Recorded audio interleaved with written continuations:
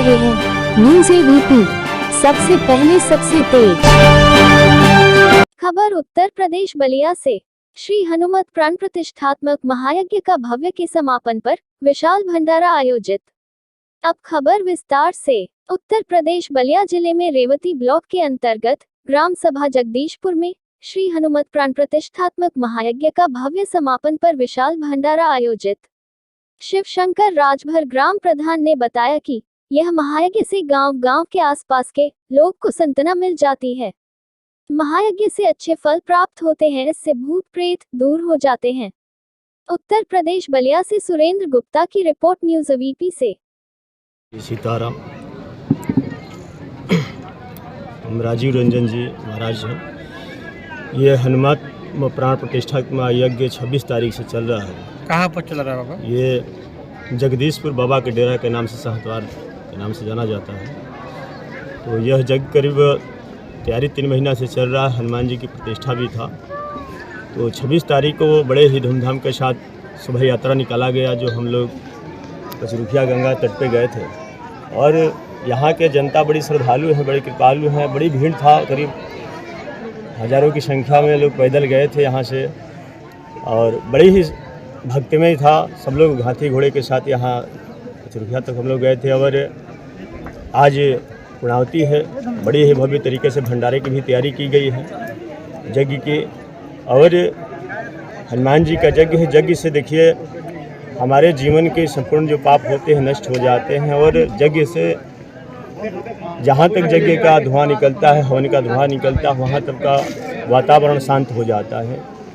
यज्ञ से हमारे जीवन में जो भी कामना होता है, जो भी मनुष्य की कोई कामना हो, सच्चे मन से और सच्चे भाव से अगर भगवान की कृपा हो जाए, यज्ञ में अगर प्रेम से श्रद्धा भाव से यज्ञ में सेवा करें, भगवान की परिक्रमा करें, दान करें, तो उनका कल्याण होता है।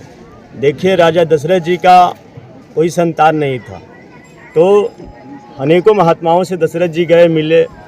उन्होंने बस एक ही राय दिया था कि महाराज आप यज्ञ कराइए। वो यज्ञ ही एक ऐसा साधन है जिसे हम जो चाहेंगे उसे प्राप्त कर सकते हैं।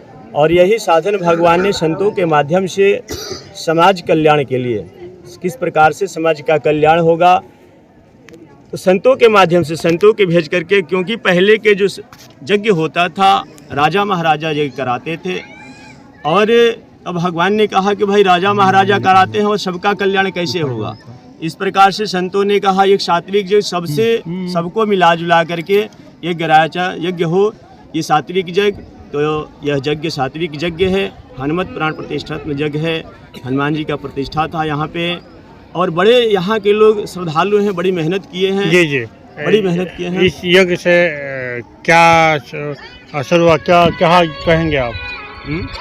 क्या पब्लिक को संदेश देंगे? क्या पब्लिक को हम जनता से यही कहें कि देखिए ईश्वर ही एक सर्वशक्तिमान है। ईश्वर से हमें विश्वास रखना चाहिए और श्रद्धा रखना चाहिए, भाव रखना चाहिए।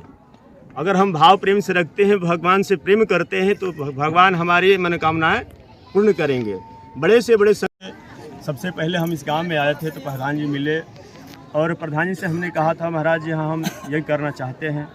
प्रधान जी ने हमारा एक ही बने का महाराज कीजिए, हम आपके साथ में हैं। और बहुत मेहनत की है हमारे धनजी प्रधान जी, ये यहाँ के बीडीसी राजकुमार जी हैं, इनका भी बहुत सहयोग है। ये हमारे गुप्ता जी सहतवार के रहने वाले हैं, बहुत ही सबका सहयोग। हमारे मंगनी जी हैं, ये हमारे भक्त प्रधान जी के भाई भी हैं, किशन जी हैं, जो जग के जजमान भी बने थे।